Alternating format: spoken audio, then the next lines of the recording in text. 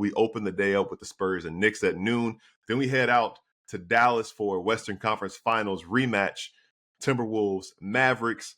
Then we're here in Boston, 76ers, Celtics, and the day closes, Lakers, Warriors, and the nightcap is Nuggets, Suns. We talked about it way back when these games were first leaked, which games you were most excited about, and you were saying, hey, man, switch it up. I'm tired of seeing the Sixers and the Celtics play on Christmas Day. That being said, I won't rehash that question of what you're most excited about, but I guess, are there storylines you have an eye on? And I guess maybe I'll throw a curveball in here. Who do you think is going to be our best Christmas Day performer this season? Last year, I was revisiting. Luka had 50 points and 15 assists on Christmas, which for somehow I forgot that he did that.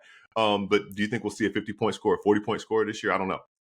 Well, at first, I want to mention that take that I had aged very well, because the Sixers are not exactly an entertaining team right now, and they might get saved because Joel Embiid, it seems like he's progressing a little bit faster from this sinus fracture that he has going on. Yeah. And hopefully that means he plays on Christmas Day. I would think that he's going to go out of his way to try and play on Christmas Day. But, when you look down the slate, like, I think originally I had said Victor Wembanyama at Madison Square Garden, and that is something I'm excited about, especially because, like, I'm really impressed with how well Cat is playing, and he's, playing at an extremely high level. Really looking forward to, at the time of recording right now, it's Thursday, and Cat is making his return to Minnesota for the first time, so I'm excited to see how that one turns out.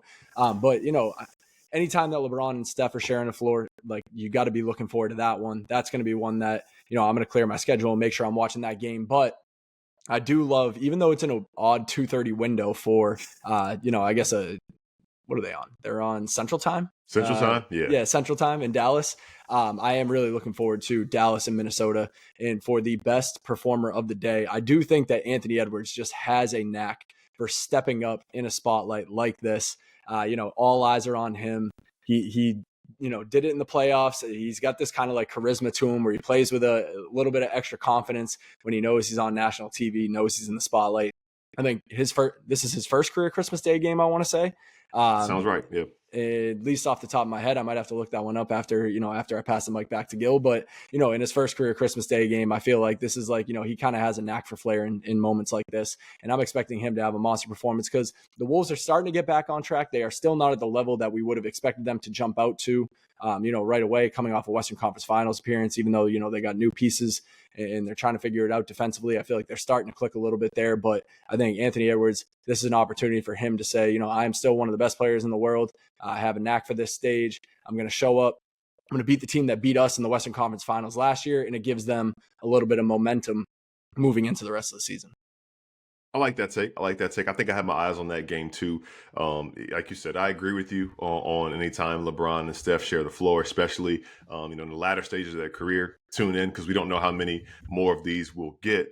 But I do think that Minnesota-Dallas has potentially be the game of the day. I was looking at Luka's stats for a story I was writing before this, and he's averaging over 36 a game on Christmas in his career. So I'm kind of leaning towards him having, he's only played 3 games, but still, I'm leaning towards him having a big game, but sneaky one right here. I'm always about the narrative. Julius Randle, Dallas native. He's back home on Christmas Day. Don't be surprised, family and friends at American Airlines Center. He might have a big game on Christmas Day. Also, I feel like you have your answer on Anthony Edwards' Christmas. So before I keep going too far, what were you going to say? No, I was looking up to see if he has played on Christmas before or not, but StatHead is not exactly working with me at the moment. But if you're going to pass it back to me real quick, there is one more player that I want to give a shout out to, and that's Jason Tatum, who always shows up against the Philadelphia 76ers.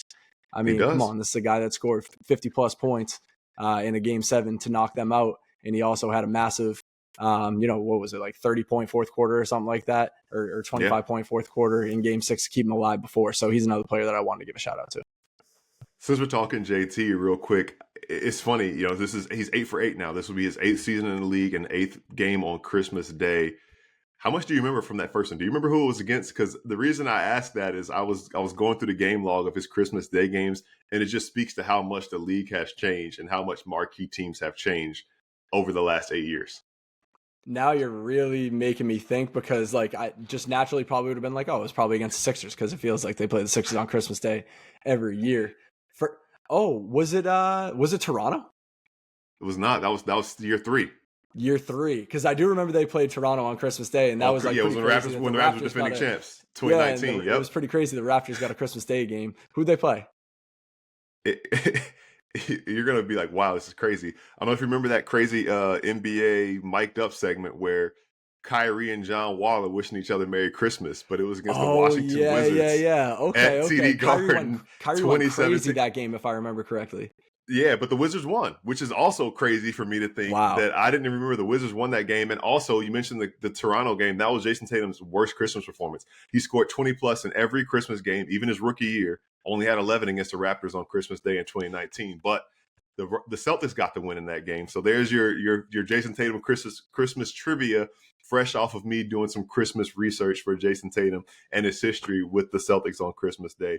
Definitely, the other game I was thinking about was when Kyrie went crazy against the Sixers Oh, and okay, like that's what I had was that thinking shot of. when he was like doing when he was pointing at his like when they had the white, Yep. green, and yellow Yep. jerseys on. I The remember that alternates, one I know exactly what you're specifically talking too. about, So that was cool to kind of look back and see those games. And again, like people wanted to see the Wizards play on Christmas like just Well, 7 years ago, but this year that'd be kind of like a lump of coal. Sorry. yeah, yeah, lump of coal. I think that's generous. You could probably think of something worse than a lump of coal. The Wizards playing on Christmas Day. No, but I mean that's coming off. That was coming off of that crazy 7-game playoff series, though.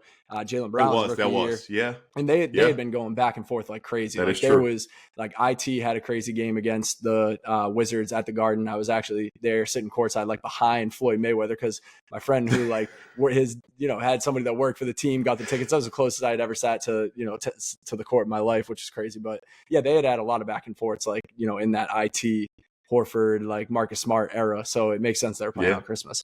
Yeah, it's just wild thing. Yeah, I almost forget about that 7-game series. John Wall jumps on the scores table. Kelly Oubre, Kelly Olynyk, all of that stuff. Yeah, Kelly Oubre went crazy in Game 7 to move him on. Yeah, exactly. So it is wild to think that here we are 7 years later. Jason Tatum again, 8th rate last year. They were out in LA, got the win, and this year they're back home as the defending champs. Always play back home on Christmas Day.